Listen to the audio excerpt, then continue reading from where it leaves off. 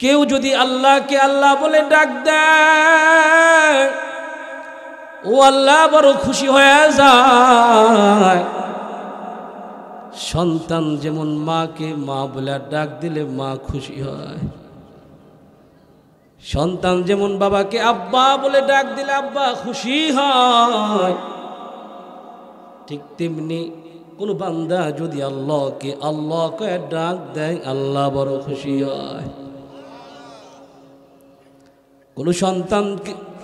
কোন সন্তান যদি মাকে মা বলে ডাক না দেয়, কোন সন্তান যদি আব্বাকে আব্বা বলে ডাক না দেয়, মা বাবার যেমন মনে দুঃখ আর ব্যথা থেকে যায়, ঠিক তেমনি কোন বান্দা যদি আল্লাহকে আল্লাহ বলে ডাক না দেয় আল্লাহর দিলে ব্যথার কষ্ট লাগে। কারণ আল্লাহ মানুষকে কিন্তু কুন ফায়াকুন বইলা বানায় না। আল্লাহ আসমান জমিনে যা আছে সবকিছু কোন শব্দ বইলা বানাইছে, কিন্তু আল্লাহ মানুষকে কোন শব্দ বইলা বানায় না। আল্লাহ মানুষকে তার নিজ কুদরতি হাত দ্বারা বানাইছে। এই জন্য কেউ যদি মাকে মা বলে ডাক না দেয়, আব্বাকে আব্বা বলে ডাক না দেয়,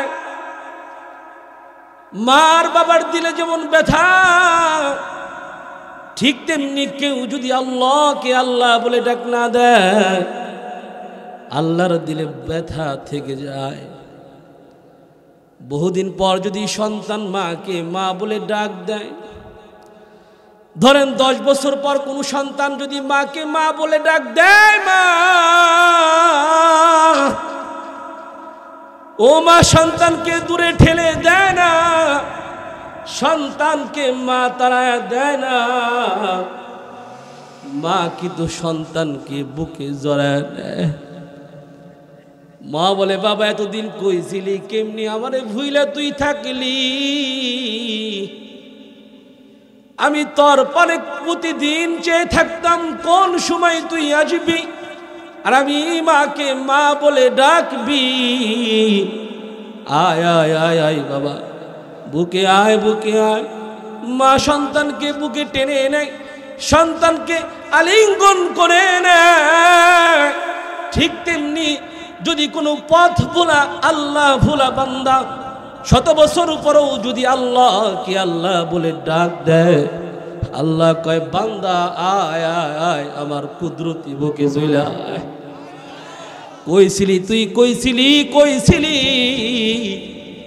আমি তো তোর প্রাণে চেয়ে থাকতাম। ও বান্দা আমি চাই না তুই জাহান্নামী হয়ে যা, আমি চাই তুই আমার জান্নাতে চলে যা। কইছিলি বান্দা কইছিলি।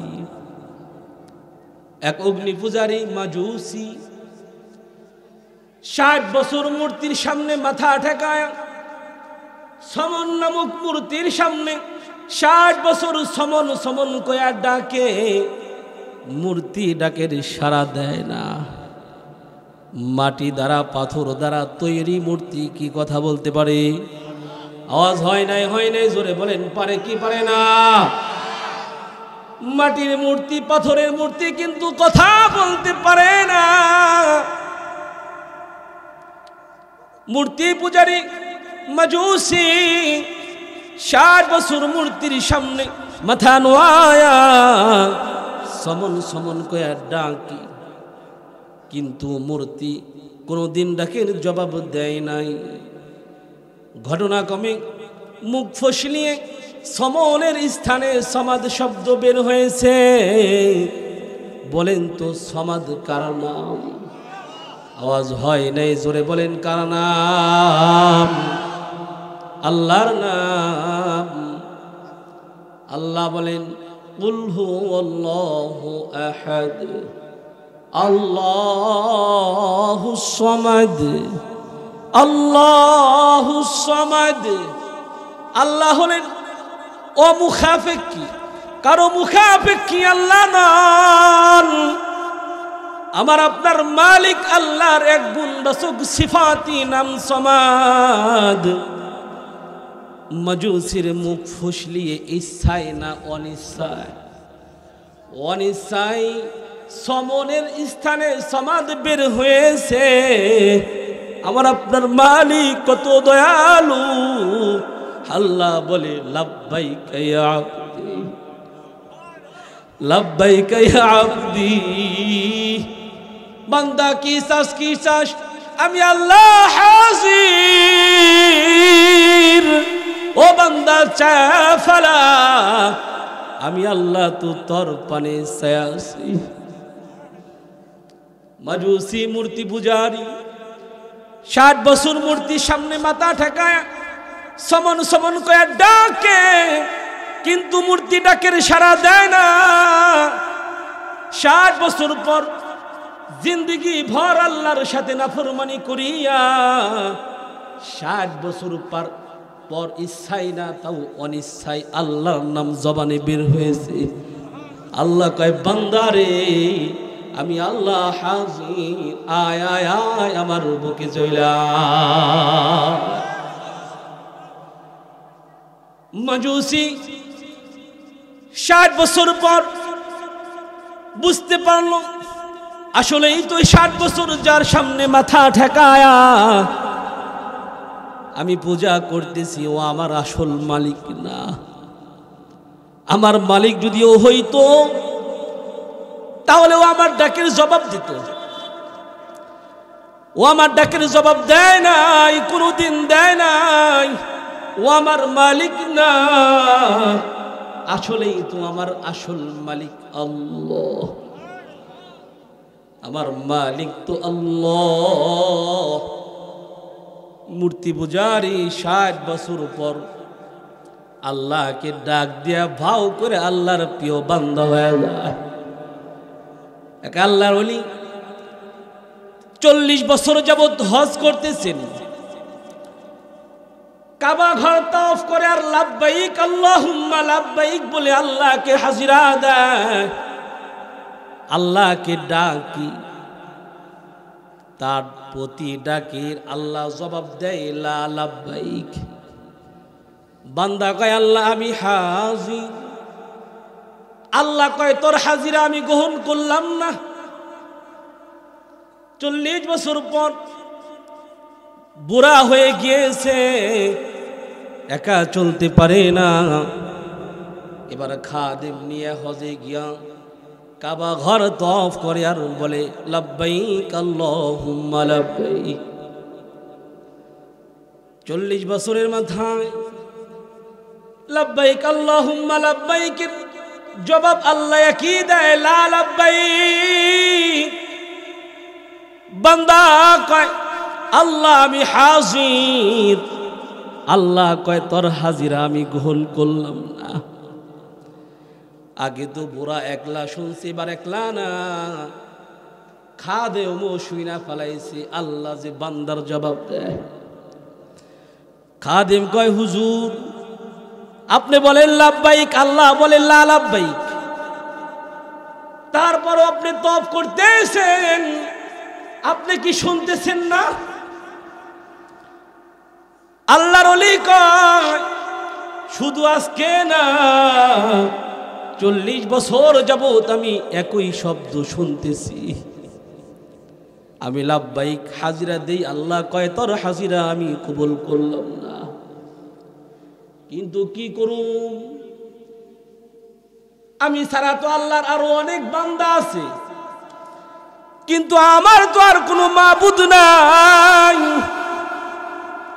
আমি ছাড়া তো আল্লাহর অনেক বান্দা আছে, কিন্তু আমার তো আর আল্লাহ ছাড়া কোনো মাবুদ নাই। আমি কি করুম? আল্লাহ লা লাব্বাইক বললেও আমি আল্লাহর প্রেমে আছি। আমি আমার প্রেম আল্লাহর সাথে প্রকাশ করেই যাব। আল্লাহর দুয়ার ছাড়া আমার তো আর কোনো দুয়ার নাই। যেই জায়গায় গিয়ে আমি লাব্বাইক লাব্বাইক বলবো, আল্লাহ সাথে সাথে আসমানে ফেরেশতা ডাইকা কয় ও ফেরেশতা, ওই যে দেখ আমার বান্দা,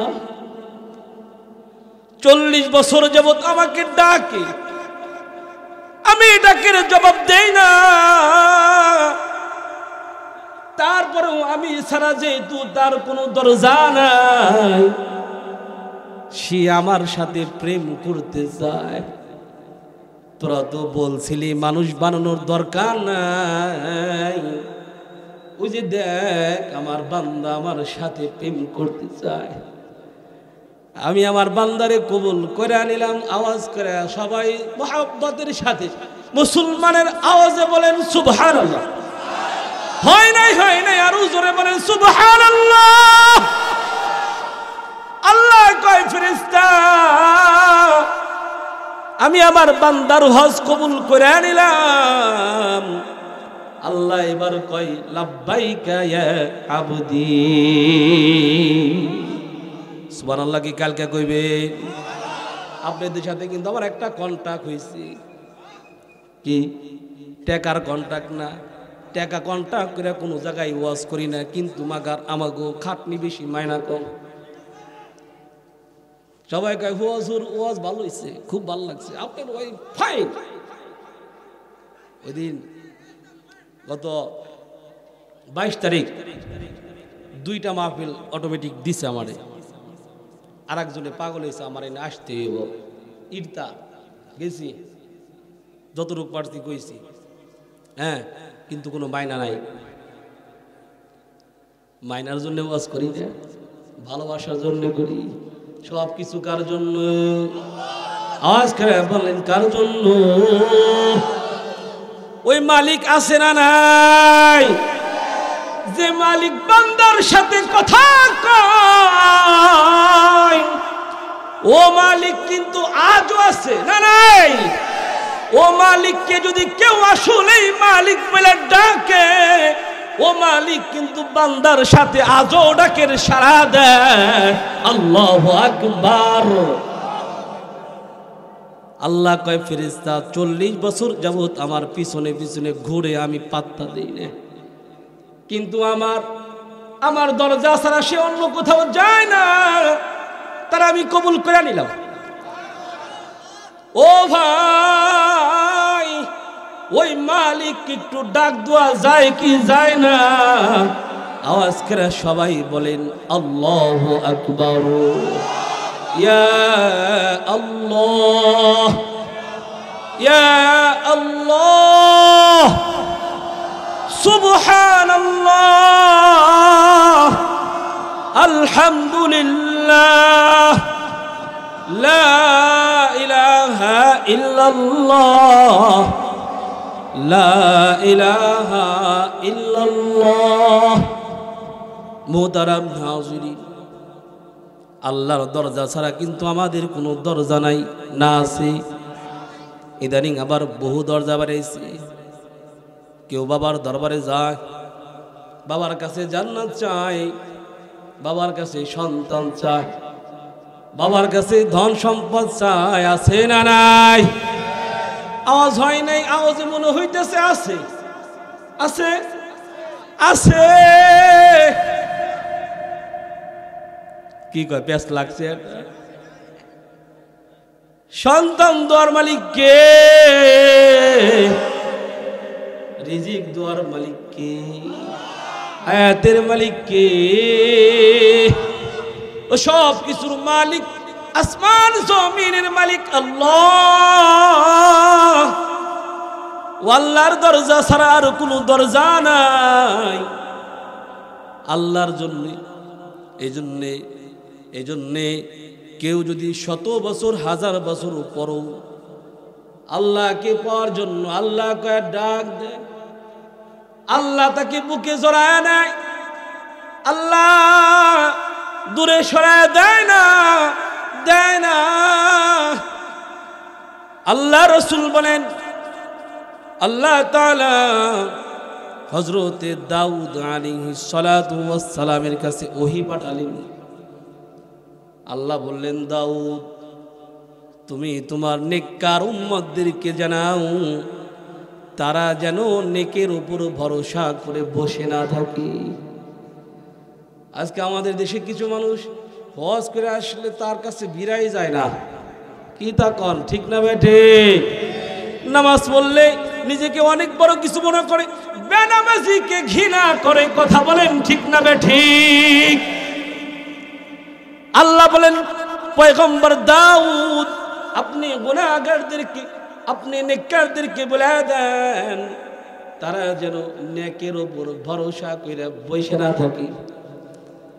আর গুনাহগারদেরকে আপনি বলেন গুনাহের কারণে তারা যেন নিজেদেরকে ধ্বংসের দিকে ঠেলে না দেয়। কারণ আমি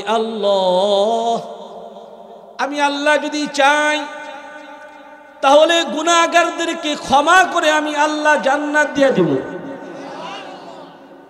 আমি আল্লাহ যদি চাই গুনাহগারকে ধইরা ধইরা ধইরা ধইরা আমি আল্লাহ জান্নাত দিয়ে দেব। আমি কিন্তু আল্লাহ কারো পরোয়া করি না। এই জন্য কোনো গুনাহগার যদি আল্লাহকে আল্লাহ কয়ে ডাক দেয়, আল্লাহ কিন্তু বেজার হয় না, আল্লাহ বড় খুশি হয়। এই হাদিসটা বুঝবেন। আর একটা হাদিস দিয়ে ব্যাখ্যা দিলে, আল্লাহ নবী সাল্লাল্লাহু আলাইহি ওয়াসাল্লাম বলেন হাশরের ময়দানে আল্লাহ তাআলা একজন ব্যক্তিকে দাঁড় করাবেন, একজন ব্যক্তিকে আনবেন। আল্লাহ তাআলা বলবেন ফেরেশতারা, ও ফেরেশতারা, আমার এই বান্দার সগীরা গুনাহগুলি তোমরা হাজির করো। আল্লাহর বান্দা আল্লাহর ভয়ে থাকবে সেদিন, আর মনে মনে তামান্না করবে আর বলবে, আল্লাহ আমার বড় বড় গুনাহ যদি তুমি প্রকাশ না করতা তাহলে আজকে আমার বড় ইজ্জতের একটা ব্যাপার হইতো। আল্লাহ বলবে ফেরেশতারা, আমার বান্দার ছোট ছোট গুনাহগুলি তোমরা উপস্থিত করো। আল্লাহর ফেরেশতারা বান্দার ছোট ছোট গুনাহগুলি হাজির করবে। এবার একবার আওয়াজ করে সুবহানাল্লাহ বলবেন। আগেই না আগেই না আগেই না, আমি তো বলি নাই। আল্লাহ বলবে ফেরেশতা, আমার এই বান্দার সগীরা ছোট ছোট গুনাহগুলি তোমরা এবার নেকি দ্বারা পাল্টায়া দাও। হয় নাই আওয়াজ? এবার আল্লাহর বান্দা তো আল্লাহ রহমতের আশায় তার জোশ আইসা যাবে। আল্লাহর বান্দা বলবে, আল্লাহ মালিক রে, আমার কিন্তু আরো অনেক বড় বড় গুনাহ আছে, আমি তো সেগুলো এখন দেখি না। আল্লাহু আকবার, জোরে করে বলেন আল্লাহু আকবার। আল্লাহ কত দয়ালু, কিন্তু তুমি আমি চিনলাম না, মালিক চিনলাম না। আল্লাহর নবী বলেন সেদিন আল্লাহ তাআলা বান্দার ছোট গুনাহগুলি নেকি দ্বারা পাল্টে দিবে। বান্দা আল্লাহর রহমতের আশা, বান্দা এবার বলবে, আল্লাহ আমার বড় গুনাহ কই? বড় গুনাহ তো দেখি না, মানে বড় গুনাহগুলি উপস্থিত করো আর গুনাহগুলি নেকি দ্বারা পাল্টে দাও। বর্ণনাকারী বলেন নবী আলাইহিস সালাতু ওয়াস সালাম হাদিসটা বর্ণনা করার সময় এমন ভাবে হেসেছেন নবীজির মারির দাঁত পর্যন্ত দেখা গিয়েছে। মুহতারাম হাজিরিন, আমরা গুনাহকারীকে ঘৃণা করি, কিন্তু মালিক ঘৃণা করে না। মালিক গুনাহগার বান্দাদেরকে ভালোবাসে। কোন সময় কে আল্লাহকে একটা ডাক দিবে আর আল্লাহ বাউ হয়ে যাবে। একটা উদাহরণ দিলে বুঝবেন। আমরা কাপড় পরি, ধরেন এই শীতের দিনে অনেকে অনেক দামি দামি চাদর ক্রয় করে কি করে না? কারো চাদরের মধ্যে ধরেন একটু নাপাকি লেগেছে, আচ্ছা বলেন তো এবার সে ব্যক্তি ওই চাদরকে ঘৃণা করবে না নাপাকিকে ঘৃণা করবে? কোনটাকে ঘৃণা করবি? নাপাকিকে না চাদরকে? নাপাকিকে, ময়লাকে, চাদরকে কিন্তু সে ঘৃণা করবে না, বরং সে পারলে ওই নাপাকি পানি দ্বারা ধৌত করে সে পরিষ্কার করে নেবে। পানি দ্বারা যদি ধৌত করার পর পরিষ্কার না হয়, প্রয়োজনে সাবান ব্যবহার করে সেটা পরিষ্কার করবে। এরপরেও সে কিন্তু তার প্রিয় মোহাব্বতের চাদর কিন্তু ঘৃণা কইরা ফেলে দিবে না। ঠিক না ভাই? ঠিক। ঠিক তেমনি বাবারা আমার, মানুষের গুনাহ এটা না পাক, কিন্তু মানুষ আল্লাহর সৃষ্টি না পাক না। মানুষকে তোমরা ঘৃণা করিও না, কারণ মানুষ ইনসান, আল্লাহর সৃষ্টি, আশরাফুল মাখলুকাত, আল্লাহ নিজ কুদরতি হাত দিয়া বানাইছে। মানুষের গুনাহ তোমরা ঘৃণা করতে পারো, কিন্তু মানুষকে না। ওই গুনাহ না পাক, ওই গুনাহকে ঘৃণা করো, কিন্তু মানুষকে ঘৃণা করিও না। কারণ একটা বেনামাজিও হতে পারে সে কোনো এক সময় আল্লাহর কাছে এমন প্রিয় বান্দা হয়ে যাবে, আল্লাহ যাকে ওলির মর্যাদা দিয়া দুনিয়া থেকে বিদায় দিবে। আর একজন নামাজি কিন্তু দিলের মধ্যে অহংকার আর তাকাব্বুর হতে পারে, কিয়ামতের ময়দানে আল্লাহ তাআলা তার অহংকার আর তাকাব্বুরের কারণে তার সমস্ত আমলকে বরবাদ করে জাহান্নামের আসামি বানিয়ে দিবে। একটা উদাহরণ শুনেন, আল্লাহর পয়গম্বর বলেন, হাদিস থেকে বলছি, নবী আলাইহিস সালাতু ওয়াস সালাম বলেন, বনি ইসরাইলের দুইজন ব্যক্তি ছিল, দুই বন্ধু। এক বন্ধু বড় আবেদ, ইবাদত গুজার, আর এক বন্ধু আবেদ না, ইবাদত করে না, ইবাদত গুজার। এবার আল্লাহ নাফরমান বন্ধুকে, আল্লাহর নাফরমান বান্দাকে বলতেছে, বন্ধু গুনাহ ছেড়ে দাও, ইবাদত শুরু করে দাও। আবেদ তার বন্ধুকে বলে, বন্ধু গুনাহ ছেড়ে দাও, ইবাদত শুরু করে দাও। আল্লাহ নাফরমান বান্দা বলে, তুমি আমাকে নিয়ে বেশি বাড়াবাড়ি করো না, আমাকে এবং আমার আল্লাহর মাঝে আমাকে ছেড়ে দাও।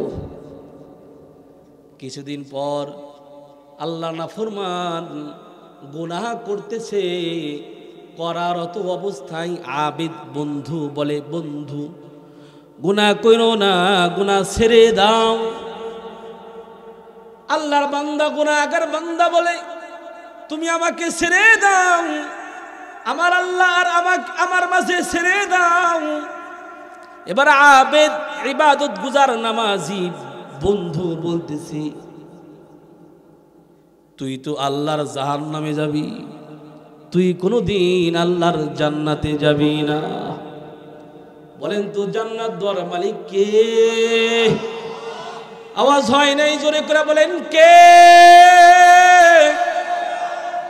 জান্নাত দেওয়ার মালিক কে? সব কিছু করার মালিক একজন, তিনি আল্লাহ। আল্লাহ আজরাইলকে পাঠাইছে, আজরাইল যা ওই দুই জনের জান কবজ করে নিয়ে, দুই ব্যক্তির, দুই বন্ধুর জান কবজ করে নিয়ে আল্লাহর কাছে গেছে।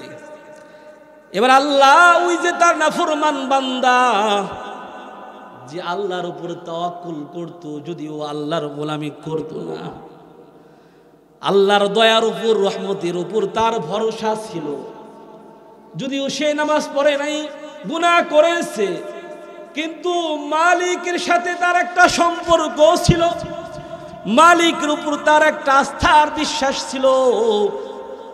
আল্লাহ এবার গুনাহগার বান্দাকে ডাক দেয়, কয় বান্দা, যেহেতু আমার উপর তোর একটা আশ্বাস আর বিশ্বাস ছিল, বান্দা যা, তোরে আমি মাফ করে দিলাম, আমার জান্নাতে চলে যা। আর সারা জীবন বইরা আবেদ গোলামি করছে, নামাজ পড়ছে।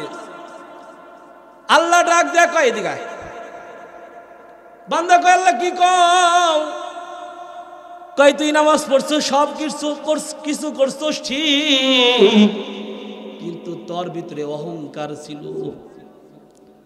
তুই আমার ওই যে বান্দারে বলছিলি তুই জান্নাতে যাবি না, তুই জাহান্নামে যাবি। জান্নাত জাহান্নাম দেওয়ার মালিক তো তুই না, জান্নাত জাহান্নাম দেওয়ার মালিক তো আমি আল্লাহ। আমি আমার বান্দারে মাফ করে দিছি, আর আমি তোরে আমার জাহান্নামে দিয়ে দিলাম। যা এবার তুই জাহান্নামে গিয়ে জ্বল।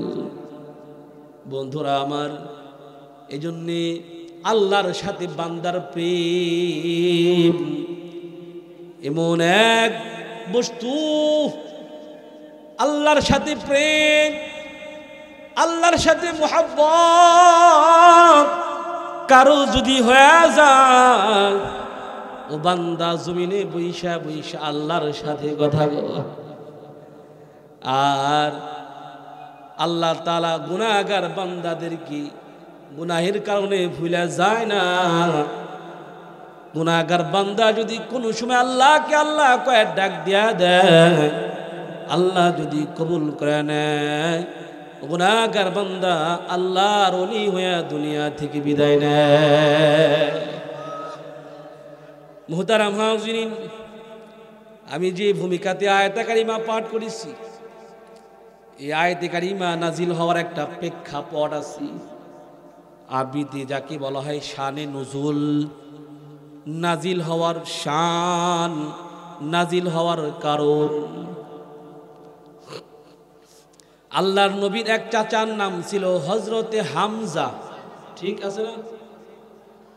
আপনারা জানেন কি জানেন না? জানেন না? কথা কন না। নবীর এক চাচার নাম হযরতে হামজা। আসলে মানুষের নাম শুদ্ধ করে কইলে চিনে না, যদি কই হানজালা চিনবে, ঠিক না ভাই? ঠিক। মানুষের নাম বিকৃত করা, মূল মাদ্দা ঠিক না রেখে যদি কেউ মানুষের নাম বিকৃত করে ডাকে, কবিরা গুনাহ। নবীর এক চাচার নাম হযরতে হামজা। এই হামজাকে যিনি শহীদ করেছেন তার নাম হযরতে ওয়াহশী। ওয়াহশী নবীর চাচাকে হত্যা করেছে। ওয়াহশী তখনও মুসলমান হয় নাই। একবার নিজের ভুল বুঝতে পেরে আল্লাহ নবীর কাছে চিঠি লিখেছেন, ওগো পয়গম্বর, আপনি বলেন মান ক্বাতালা আও আশরাকা আও জানা ইয়ালকা আসাবান ইউদাআফু লাহুল আযাবু ইয়াওমাল কিয়ামা। ওগো সরকার, অন্যায়ভাবে কাউকে হত্যা করেছে, আও আশরাকা অথবা আল্লাহর সাথে শরীক করেছে, আও জানা অথবা জিনা করেছে, ইয়ালকা আসাবান ইউদাআফু লাহুল আযাবু ইয়াওমাল কিয়ামা। হাসরের ময়দানে আল্লাহ তাআলা তাদেরকে দ্বিগুণ শাস্তি দিবে। ওগো পয়গম্বর, আমি ওয়াহশী এগুলির সব কিছু করেছি, আমার জন্য কি তওবার কোনো দরজা খোলা আছে গো? হযরতে ওয়াহশী নবীর কাছে চিঠি লিখে পাঠিয়েছেন। ওয়াহশী মুসলমান হয় নাই, নাফরমান, কিন্তু আমার আপনার আল্লাহ কত দয়ালু। আল্লাহ তাআলা আমার আপনার নবীর কাছে সাথে সাথে জিব্রাইলকে পাঠিয়েছেন। আয়াতে কারিমা দিয়ে আল্লাহ তাআলা জিব্রাইলকে পাঠিয়েছেন। আল্লাহ তাআলা বলেন, ইল্লা মান তাবা ওয়া আমানা ওয়া আমিলা আমালান সালিহা। ও আমার বন্ধু, আপনি ওয়াহশীকে বলেন, যারা তওবা করবে, ঈমান আনবে এবং আমল সালেহ করবে, আল্লাহ তাদেরকে মাফ করে দিবেন। নবীজি ওয়াহশীর কাছে চিঠি লিখে পাঠালেন, ওয়াহশী, তুমি যদি তওবা করো, ঈমান আনো আর আমলে সালেহ করো, তাহলে আল্লাহ মাফ করে দিবেন। ওয়াহশী বলে, ওগো পয়গম্বর, এই আয়াতের মধ্যে তো অনেকগুলি শর্ত, তওবা করতে হবে, ঈমান আনতে হবে, আমল করতে হবে, এটাও আমি ওয়াহশীর জন্য সম্ভব না, আরো সহজ কিছু আছে কিনা? আল্লাহ তাআলা ওয়াহশির কারণে আবার দ্বিতীয়বার আয়াত নাজিল করলেন। সুবহানাল্লাহ নাই? আওয়াজ করে বলেন সুবহানাল্লাহ। দুইটা হাত উঠান তো। নারায়ে তাকবীর, হাত নারা দেন। মাশাআল্লাহ। নামান আমার আপনার মালিক একজন কাফেরের জন্য কোরআনের আয়াত নাযিল করেন। আল্লাহু আকবার। আল্লাহ দ্বিতীয়বার ওয়াহশির জন্য কোরআনে আয়াত নাযিল করেন। তবু মুসলমান হয় যদি।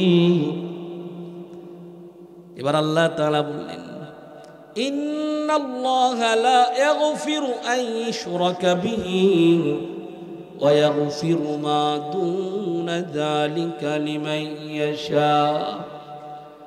আল্লাহ তাআলা বলেন, বন্ধু আমার আপনি ওয়াহশিকে জানায় দেন, আল্লাহ তাআলা শিরিকের গুনাহ ছাড়া যা ইচ্ছে করবেন আল্লাহ তার বান্দাদেরকে মাফ করে দিবে। শিরিক গুনাহ আল্লাহ, শিরিক গুনাহ ছাড়া আল্লাহ যা চাইবেন সব মাফ করে দিবেন। শিরিক মারাত্মক এক অপরাধ। অপরাধের কিন্তু কোয়ালিটি আছে, আছে না নাই? ইসলামী শরীয়ত অপরাধের যে বিচার করে, এই বিচারও হয় অপরাধের কোয়ালিটির উপর ভিত্তি করে। অপরাধের কোয়ালিটি আছে। কিছু অপরাধ করলে হাত কাটা যায় না, আঙ্গুল কাটা যায়। কিছু অপরাধ করলে আবার হাতের কবজি কাটা দেয়। কিছু অপরাধ আছে অপরাধ করলে তাকে জীবন্ত সঙ্গে সার, পাথর মেরে সঙ্গে সার করে দেয়। অপরাধের কোয়ালিটি আছে। তবে সবচেয়ে বড় অপরাধ শিরক। ইন্না শিরকা লাযুলমুন আযীম। শিরক সবচেয়ে মারাত্মক অপরাধ, যা আল্লাহ তাআলার কুদরত নিয়ে খেলা, যা আল্লাহ তাআলার সত্তার সাথে খেলা। আল্লাহ তাআলা বলেন, বন্ধু আপনি ওয়াহশিকে জানান, শিরক গুনাহ ছাড়া আল্লাহ যা চাইবেন সব মাফ করে দিবেন। আল্লাহ শিরক গুনাহ মাফ করবেন না।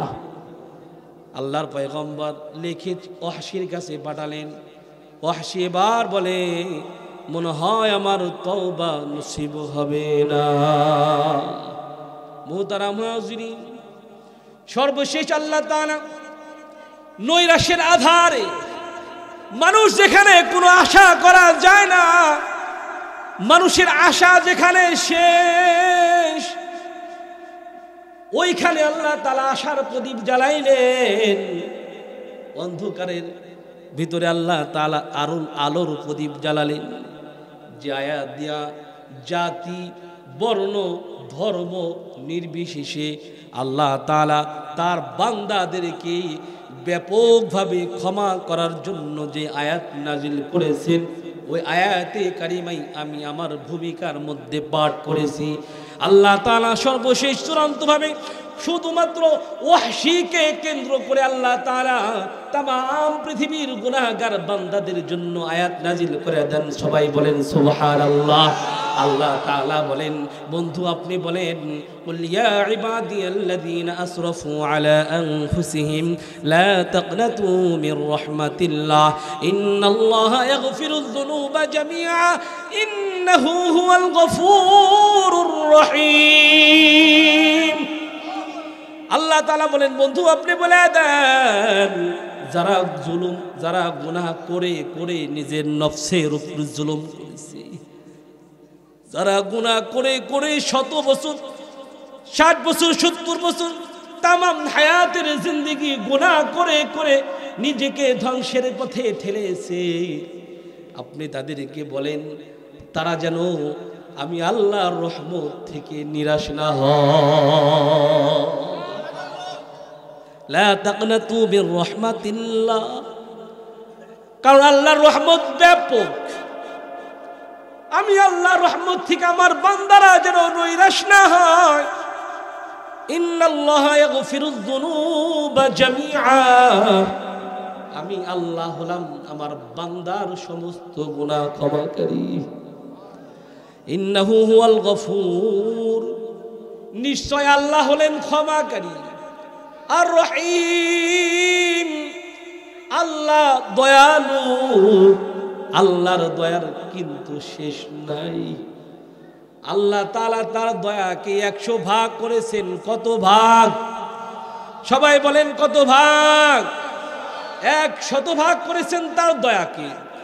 100 ভাগ দয়ার মধ্যে থেকে আল্লাহ তাআলা 1 ভাগ দয়া পৃথিবীর সমস্ত মাখলুকাতের মধ্যে বন্টন করেছেন।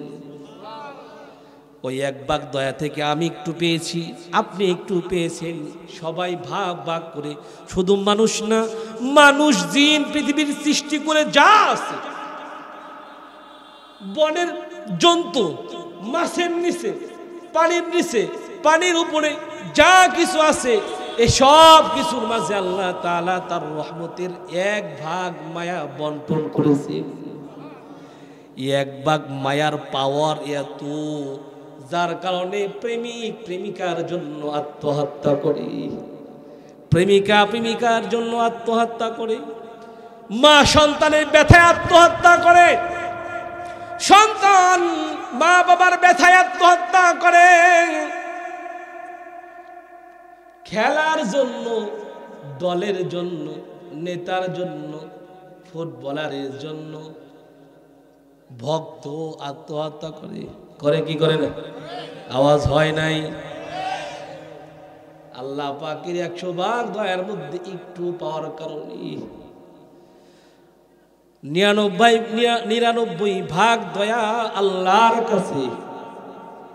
এবার আওয়াজ করে সুবহানাল্লাহ বলবেন। এই 99 ভাগ দয়া আল্লাহ তাআলা হাসরের ময়দানে তার গুনাহগার বান্দাদের পিছনে প্রয়োগ করে করে আল্লাহ জান্নাত দান করবে। খুশি হন নাই? সুবহানাল্লাহর আওয়াজে কয় খুশি হন নাই? জোরে বলেন সুবহানাল্লাহ, আলহামদুলিল্লাহ। বন্ধুরা আমার, এজন্য গুনাহ করার পর নৈরাশ হইবেন না, তবে আল্লাহ তাআলার কাছে বেশি বেশি ক্ষমা চাইতে হবে। গুনাহের পর যদি কেউ আল্লাহর কাছে ক্ষমা না চায়, চলে যায়, গুনাহ নিয়ে যদি কেউ চলে যান, মনে রাখবেন আল্লাহ যদি চান বান্দার একটা গুনাহের কারণে বান্দাকে জাহান্নামে দিবে। মুহতারাম হাজিরিন, নবীর এক সাহাবীর নাম দাহিয়াতুল কলব। নবীর সাহাবী আল্লাহ রাসূল সাল্লাল্লাহু আলাইহি ওয়াসাল্লাম আল্লাহর কাছে দোয়া করলেন, মালিক, আবু লাহাব অথবা দাহিয়াতুল কলবি, এই 2 জনের কোনো একজনকে তুমি ইসলামের জন্য কবুল করে নাও। কারণ এই 2 জনের কোনো একজন যদি ইসলাম কবুল করে তাহলে ইসলামের শক্তি আরো বেড়ে যাবে। আল্লাহ তাআলা আমার আপনার নবীর দোয়া কবুল করলেন দাহিয়াতুল কলবির শানে। সুবহানাল্লাহ। মানুষের মধ্যে যদি মনুষ্যবোধ থাকে তাহলে আশা করা যায় তার দ্বারা ইসলামের খিদমত হবে। যদি মানুষের মধ্যে মনুষ্যত্ববোধ, ইসলামের প্রতি দরদ না থাকে তাহলে ওর দ্বারা কিছু আশা করা যায় না। আল্লাহ রাসূল সাল্লাল্লাহু আলাইহি ওয়াসাল্লাম দোয়া করলেন, আল্লাহ দাহিয়াতুল কলবি অথবা আবু লাহাবের 2 জনের কোনো একজনকে কবুল করে নাও। আল্লাহ দাহিয়াতুল কলবির শানে আল্লাহর পয়গম্বরের দোয়া কবুল করলেন। আল্লাহ তাআলা জানিয়ে দিলেন, বন্ধু, আগামীকাল সকালে দাহিয়াতুল কলবি আপনার কাছে আসবেন ইসলাম গ্রহণ করার জন্য। আল্লাহর পয়গম্বর সাহাবীদেরকে সুসংবাদ শুনিয়ে দিলেন, সাহাবীরা রে, আগামীকাল সকালে দাহিয়াতুল কলবি আসবে মুসলমান হওয়ার জন্য। আমার মালিক আমাকে জানিয়েছেন, তবে তোমরা তার সাথে নম্র ব্যবহার করবা। ঠিক পরের দিন সকালবেলা দাহিয়াতুল কলবি নবীর দরবারে এসেছেন। সাহাবীরা সদাই আপ্যায়নের মাধ্যমে নবীর কাছে নিয়ে এসেছেন। আমার আপনার পয়গম্বর সরকারে দু আলম দাহিয়াতুল কলবির সম্মানে নিজের গায়ের চাদর বিছিয়ে দিয়েছে। দাহিয়াতুল কলবি নবীর চাদরে না বৈশা নবীর চাদরটা উঠায়া বুকের মধ্যে জড়ায়া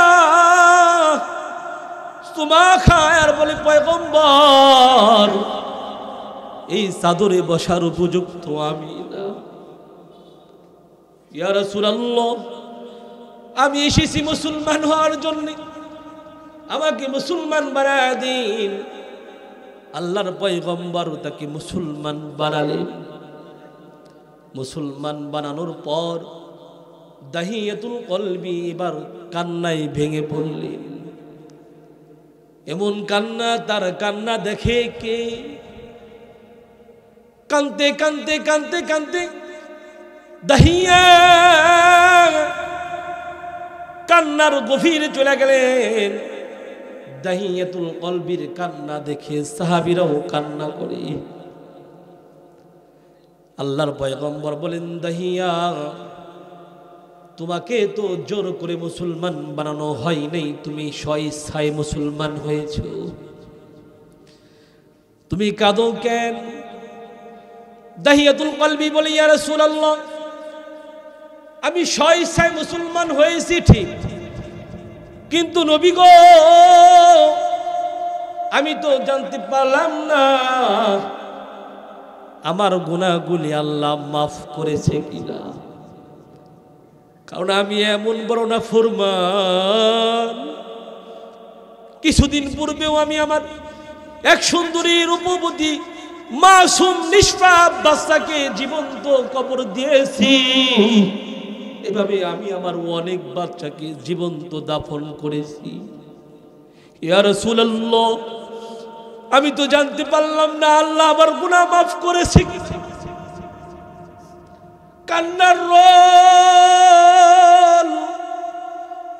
দাহিয়া এ কথা বলে নবীর কাছে বলতে লাগি, ও পয়গম্বর, কিছুদিন পূর্বেও আমি আমার এক ফুটফুটে সুন্দর মেয়েকে জীবন্ত দাফন করেছি। পয়গম্বর, আমি বাণিজ্যের উদ্দেশ্যে বাড়ি থেকে বের হয়ে যাই। বের হওয়ার পূর্বে আমার বিবিকে বলে যাই, বিবি রে, যদি কন্যা সন্তান হয় জীবন্ত দাফন করে ফেলবি, আর যদি ছেলে সন্তান হয় রেখে দিবি। ও পয়গম্বর, আমি বাণিজ্য শেষ করে যখন বাসায় ফিরি, বাসায় ফেরার পরপরই একটা সুন্দর ফুটফুটে মাসুম নিষ্পাপ এক মেয়ে আমাকে ইয়া আবাতি বলে জড়িয়ে ধরল। ও পয়গম্বর, আমি বুঝতে পারলাম আমার বিবির ওরসে, আমার বিবির পেটে আমি যেই বাচ্চা রেখে গিয়েছিলাম, হয়তো সেই বাচ্চা এই মেয়ে। আমি আর দেরি করলাম না, বিবিকে বললাম, বিবি, যতক্ষণ পর্যন্ত তাকে জীবন্ত দাফন না করব ততক্ষণ পর্যন্ত আমি ঘরে ফিরব না। তাড়াতাড়ি দাও, খুন্তা দে, রশিদ। আমার বিবি বারবার আমাকে অনুরোধ করেছিল, স্বামী হে, ফুটফুটে সুন্দর একটি মেয়ে, তাকে মারবেন না, সে তো কোনো অপরাধ করে নাই। আমি আমার বিবির কথা শুনি নাই। প্রচণ্ড হৃদয়ে খুন্তা রশি নিয়ে আমার মেয়েকে নিয়ে আমি জঙ্গলের দিকে যাই, মাঠে চলে যাই। আমার মেয়ে বলে, বাবা কোথায় যাও? আইনা তাযহাবুবি, আমাকে নিয়ে তুমি কোথায় যাও? আমি আমার মেয়ের কোনো কথাই কর্ণপাত করিনি। ইয়া রাসূলুল্লাহ, আমি যখন মাটি খনন করতেছিলাম, মাটির ধুলাগুলি আমার দাড়িতে, আমার শরীরে লাগতেছিল। আমার মেয়েটি আমাকে বলে, আব্বা আপনি কার জন্য এই গর্ত খনন করতেছেন? আপনি কার জন্য গর্ত খনন করতেছেন? ধুলাবালি আপনার শরীর, আপনার কাপড় মাখা যাইতেছে। বাবা আসেন, আমি একটু পরিষ্কার করে দেই। আমি শুনি নাই গর্ত খনন করার পর আমার মেয়েকে আমি গর্তের মধ্যে ফেলে দেই, তার পেটের উপরে আমি পাড়া দিয়ে দাঁড়াই। আমার মেয়ে শেষবারের জন্য আমার কাছে বলে, বাবা, ও বাবা, তুমি আমাকে মেরো না, তোমার কাছে আমি জীবন ভিক্ষা চাই, জীবনে কোনোদিন তোমাকে বাবা বলে ডাকবো না, এরপরেও তুমি আমাকে মেরো না, আমাকে ছেড়ে দাও বাবা। আমি আমার মেয়ের কোনো কথা শুনি নাই।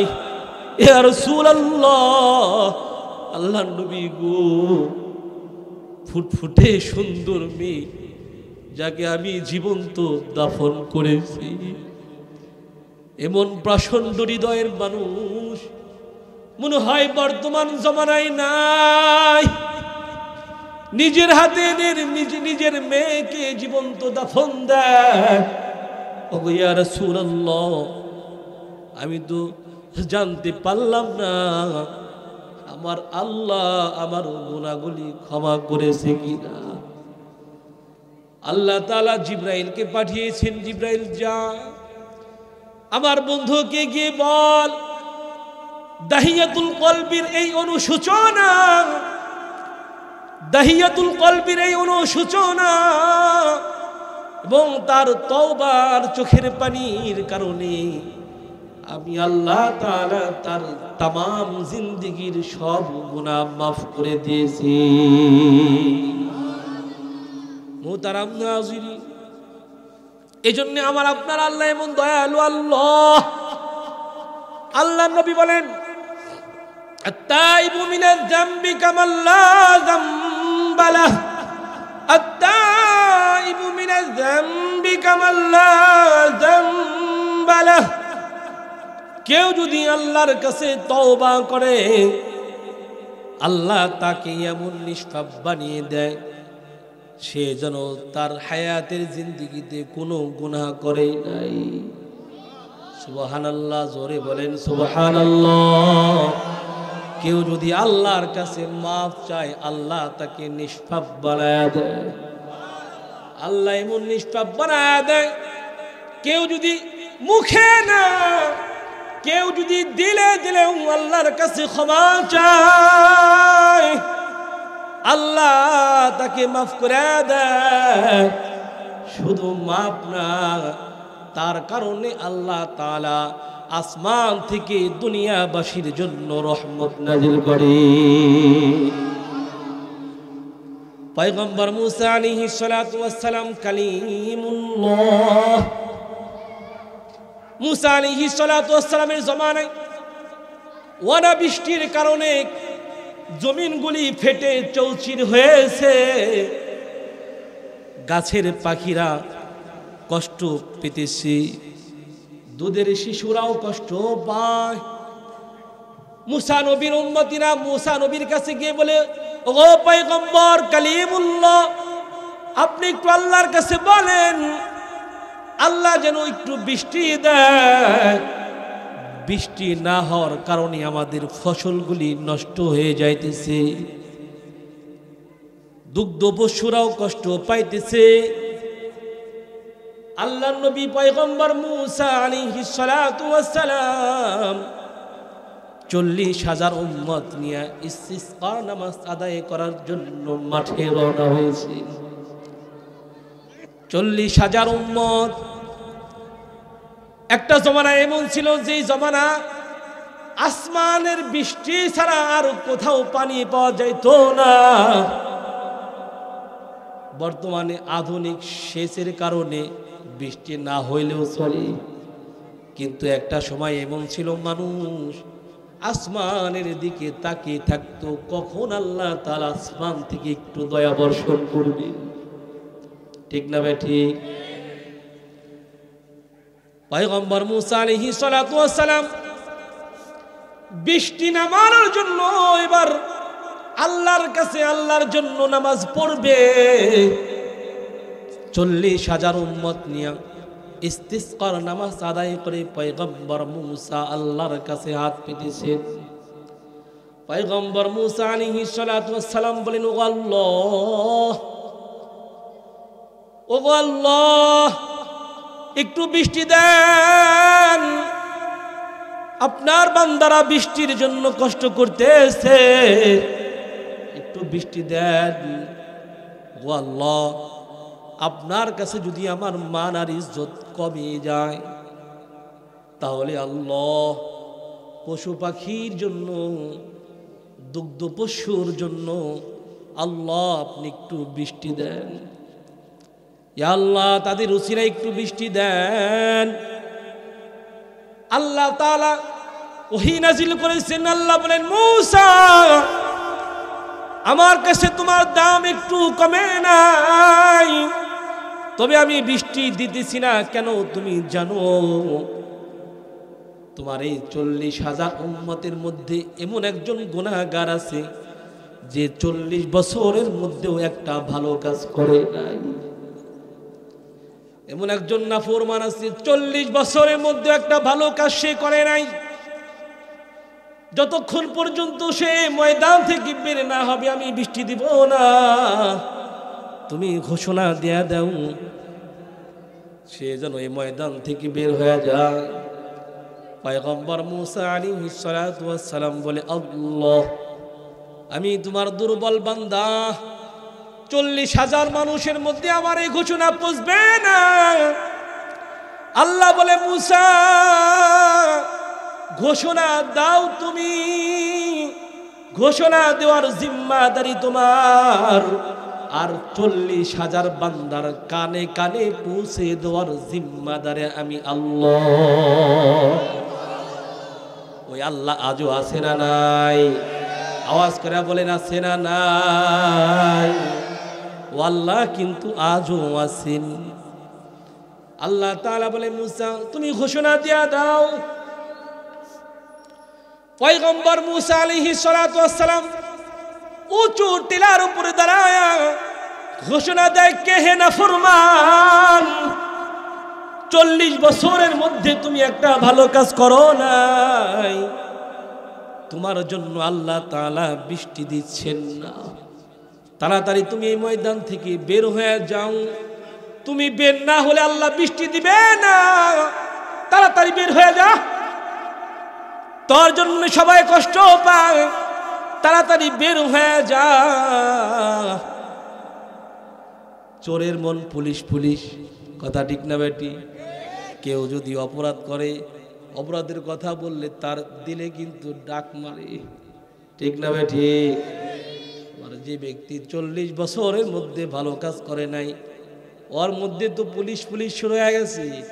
ওইবার একটু কি মারা দেখে দেখে কেউ বের হয় কিনা, দেখে না না না, কেউ তো বের হয় না, তার বুঝতে বাকি নাই এমন নাফরমান আমি ছাড়া তো এই ময়দানে আর কেউ না।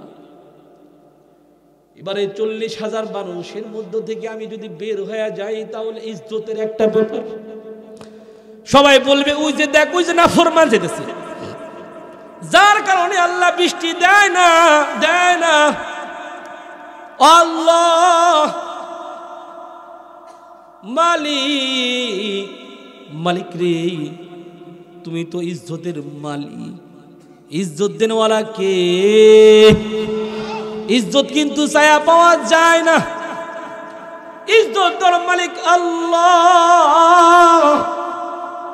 এবার 40 বছর যাবত গুনাহ করার পর বান্দা আল্লাহকে বলে, আল্লাহ মালিক, এই 40,000 মানুষের মধ্য থেকে আমি বের হয়ে যেতে পারবো না, আল্লাহ তুমি তো দয়ালু, লা তাকনাতু মির রাহমাতিল্লাহ, মালিক মেহেরবানি করে আমি অধমকে তুমি মাফ করে দাও, আমি তোমার কাছে ক্ষমা চাইলাম, মালিক তুমি আমারে মাফ করে দাও।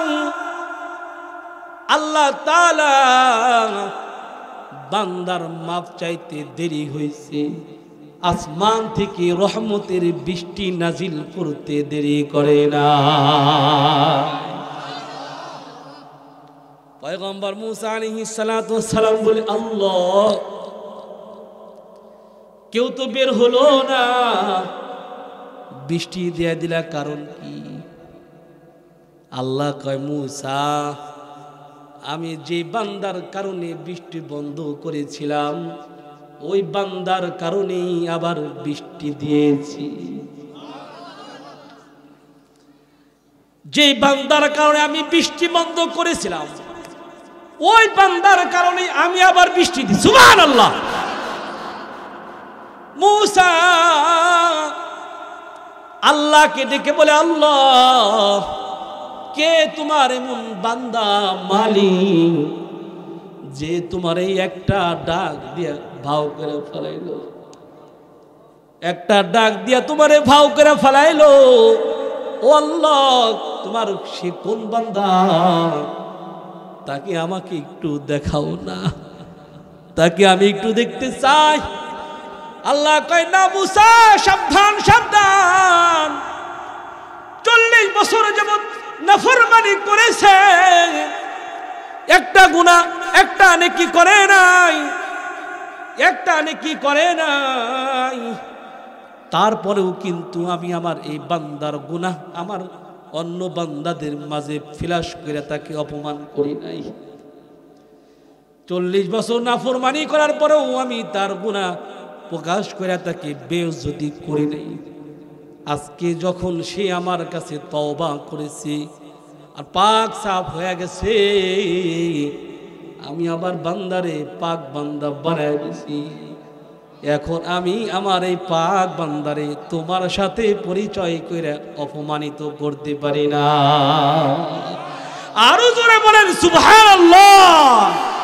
মুহতারাম হাজিরিন, এজন্য কেউ যদি দিলে দিলে আল্লাহর কাছে ক্ষমা চায়, আল্লাহ বড় দয়ালু, আল্লাহ বান্দারে মাফ করে দেয়। কারণ আল্লাহ কিন্তু বান্দারে জাহান্নামে দেওয়ার জন্য বানায় নাই। আল্লাহ যত বান্দা বানিয়েছেন প্রত্যেকটি বান্দার জন্য একটা করে জান্নাত বানিয়েছেন। সুবহানাল্লাহ। মুসলমানদের জন্য যেমন জান্নাত বানিয়েছেন আল্লাহ, কাফের মুশরিক বেদিন সবার জন্য আল্লাহ জান্নাত বানিয়েছেন। তবে তারা বেঈমান আর কপাল দোষের কারণে তাদের জান্নাত থেকে বঞ্চিত হবে। কিন্তু মুসলমান কেউ যদি দুনিয়া থেকে পাক আর সাফ হয়ে যায়, মৃত্যুর সঙ্গে সঙ্গে সে আল্লাহর জান্নাতে চলে যাবে।